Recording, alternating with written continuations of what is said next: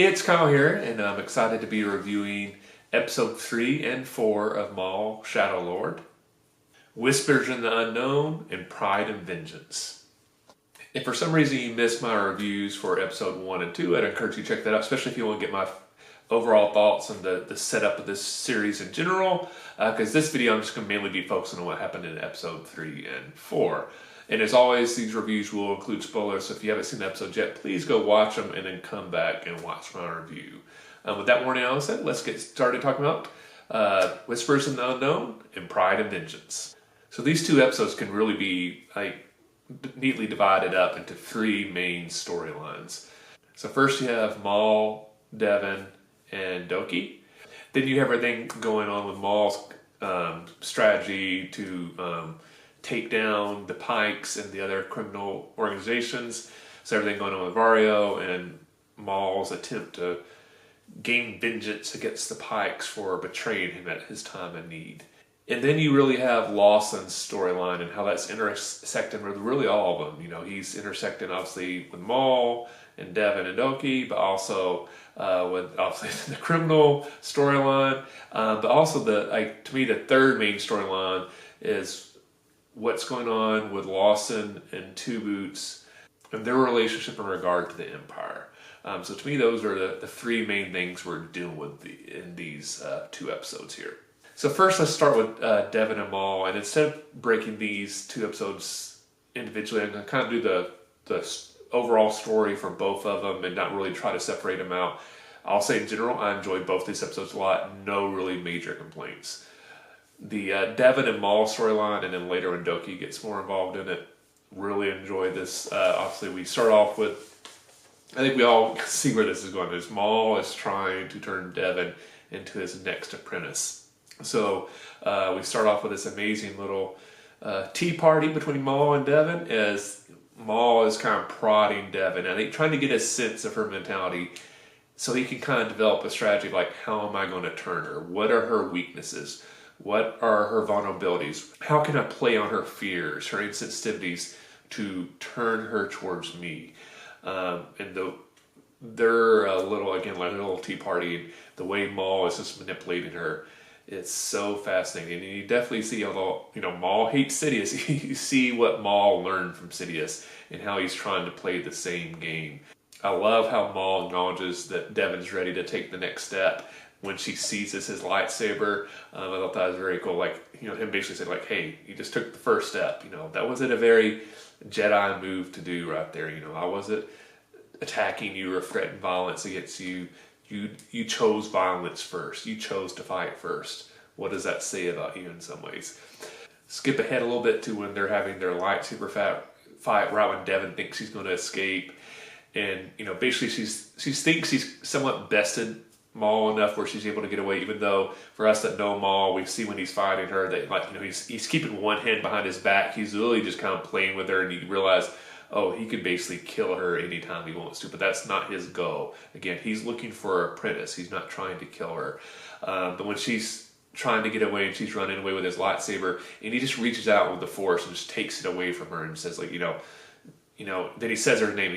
She realizes 2 things. One, he knew her name the entire time. He could find the info anytime he wanted. But the way he grabbed the lightsaber back from her so easily, I think she realized in that instant, like, oh, he was just playing with me. Where actually I thought we were having an even fight, and I was holding my own. In reality, he could have taken me anytime he wanted to. In some ways, I think, you know, she has fear, you know, like, what could have just happened. But also, I think there's a little bit of almost awe at his power at that moment that I'm interested to see where that's going to lead to. Because obviously, you compare that to her master, Doki, who's wanting to keep a low profile, not flaunt their powers, you know, very much go underneath the radar. And Maul's the exact opposite. And you can kind of see how Maul begins to play on that to kind of lure Devin to his side. I skip ahead again to the very end where we get this amazing fight between Maul versus Devin and Doki. A great lightsaber duel. Again, you can kind of see Devin's completely out of her, you know, skill set here. It's clearly more of a fight between Maul and Doki, and they're actually fairly evenly matched. I think once they started fighting, I was actually a little worried of like, oh, is Doki already going to go die in this episode? I'm really enjoying his character. I'd like to see more of him. But are they going to go ahead and kill him off to begin Devon's next step to potentially becoming Maul's apprentice? But instead, he proves himself to be a much more capable fighter than honestly I was expecting. And they both get their blows in. Doki, kicks Maul in the knee and does some damage to his servos. And then Maul returns the favor and clearly does some abdominal average damage to Doki, I should say. So they both inflicted some injuries on each other. But the entire time, again, Maul is playing, while he's in this fight, he's like, your master wants you to hide in the shadows, deny who you are. Basically, come with me. You can embrace your power. You can embrace who you are. You don't have to hide in the shadows anymore. We can fight the Empire. Your master is refusing to do that. So almost, more playing on not like the evil that Maul clearly wants to do or the criminal stuff that Maul's into, but playing on like, hey, the Empire killed the Jedi, and your master is letting them get away with it.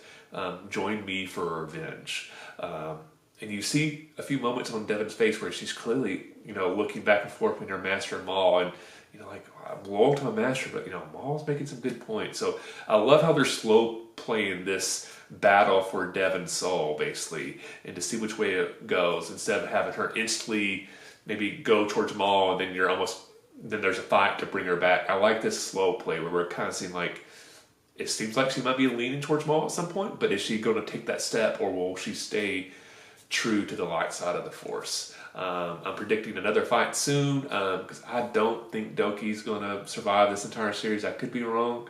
Hopefully I am because I'm really enjoying his character, but I have a feeling at some point he is going to fall to Maul. So while we're focused on Maul, let's kind of give a little focus to his strategy against the Pikes. He's using Vario to kind of lure the Pikes in. I think he's making Vario think he has a chance maybe to trick Maul, but I think Maul the entire time knows like Vario is clearly going to try to backstab me. Let me use that as a way to get revenge against the Pikes even quicker. They first set up there's a Pike drop.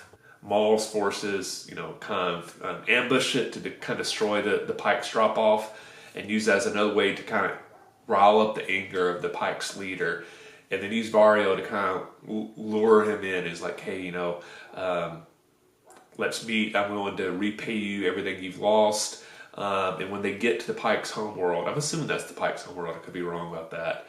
Vario instantly flips. I think Maul really knew he was going to do that. It's like, he forced me to do it. I had no choice. And then, who we think is Maul, but I think the entire time, is it? I don't think this is Maul. Comes out and starts killing the Pike's guards, and Vario stuns him. And I think when you see him stunned, he's like, all right, there's no way Maul would have got tricked that easily. And we see what the plan was. Is Maul was kind of using this for the Pikes to kind of lower their guard. They think Maul's been taken care of, and he's been brought forward to the Pike's leader. Now Maul comes along and quickly kills the Pike leader. That kind of part surprised me. I thought there was going to be a little bit more challenge to take the Pikes down.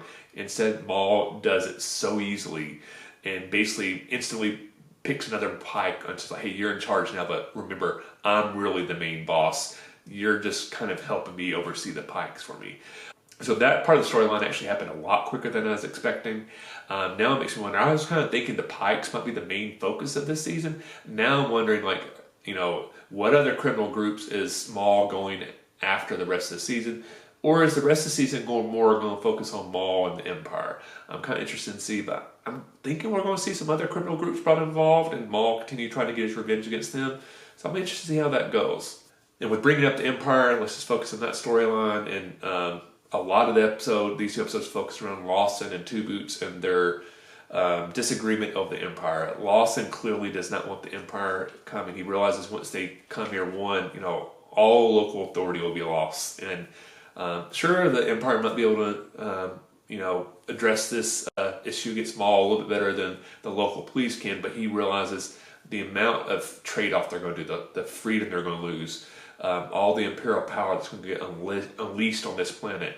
In his opinion, is not worth it. And he realized, like, his captain also agrees. So you realize, like, a lot of the humans on this planet realize, we don't want the Empire here. We want them to stay away as long as possible. But Two Boots is just a droid, and I'm sure it's just into his programming now. And he even mentions at one point, when there used to be an issue like this, we would call the Republic, and the Jedi would come in and solve it instantly. Why is it any different with the Empire? And from a droid point of view, he doesn't see how the Empire and the Republic is any different. So we have this going back and forth. I love the part where Two Boots brings up, are you just not wanting to bring the Empire in because that's who your ex-wife works with, which is a huge, plot bomb that was just dropped. And it makes you wonder, did their marriage fall apart for other reasons, or is it because, Lawson's clearly not a fan of the Empire and his wife was and started to work for them, and is that what broke their family apart? So I'll be very interested to learn more about that. But we will see this continue to play out. Their captain benches Two Boots for basically going over Lawson's head. Later, when Lawson's getting ready to raid Maul, Two Boots tries one more time to call the Empire, and Lawson deactivates him. And I think a lot of Two Boots really wanting to call the Empire is he wants to protect Lawson and the other people of his police force. You see that where really ramps it up is when Two Boots is a part of a raid and he almost gets killed, but also the human officer he was with gets badly injured. And he doesn't want that to happen to Lawson. And when Lawson's getting ready to go off the raid, he's like, no, we cannot do this. We're not capable of this. We need to bring in the Empire. So, I don't think Two Boots is initially like, all hell the Empire, but I think he is so afraid that Lawson's going to get hurt and the other people he cares about is going to get hurt. He wants to call on this powerful group that he thinks can protect them. And he just doesn't understand what the Empire is all about. So I think, one thing, Two Boots is coming from it, a good perspective, a good point of view of why he wants to do it, I should say, good motivation. But in reality, I think he's going to see oh, this is not what I thought it was. So I'm hoping as the season goes along, we're going to see Two Boots coming around and really apologize to Lawson. He's already apologized once for calling the Empire and disregarding his wishes.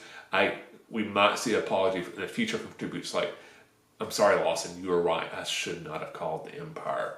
Of course, with the very end of the episode, when the Empire does show up, I think it brings up some very interesting questions. What's going to happen with the rest of the season? How much the Empire is going to be the focal point of it, or is it going to be more still focused on the criminal syndicates? My big question is who's going to be the figure for the Empire in this season? If you think of go back to Star Wars Rebels or Bad Batch. Whenever the Empire shows up, there's always this one Imperial officer or an Inquisitor that kind of acts as all right, this is the main Imperial bad guy for this storyline. Who is going to be that for this? Is it going to be somebody completely new, somebody we've never before? Is it going to be Lawson's wife? We have no idea how high ranking is. Or is it going to be somebody we know or some kind of character affiliated with somebody we know? So is it going to be an Inquisitor, but just a new Inquisitor we haven't met before, or one we've seen before? Is it going to be an Imperial officer we're familiar with?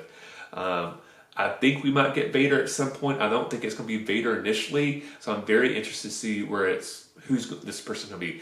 I'm assuming at some point we're probably going to get an Inquisitor just because they know Maul's here, but I'm wondering initially if maybe it'll be more of an Imperial officer. Who knows? Maybe it'll be Tarkin. I'll be very curious to see who that will be. So that's my big question for the next episode. Is who is going to be the Imperial that we're going to be interacting with? Who is going to be the big bad that Maul and Lawson and I think in some ways Devin and Doki are going to be all arranged against? Because that's the weird thing. We have all these factions, but they're all anti-Empire. Nobody is really pro-Empire except Two Boots. I don't think Two Boots is even really pro-Empire. He's just trying to protect Lawson. So really enjoyed these two episodes. It definitely has me intrigued to see where the rest of this season is going. So I'm looking forward to episode 5 and 6 next week. So let me know in the comment section below what you thought of these two episodes and who you think the big Imperial bad will be for the rest of the season. If you enjoyed this review, please hit the like button. If you have yet, please subscribe to the channel. I really appreciate support. Thanks for watching. I'll see you next time. And may the Force be with you.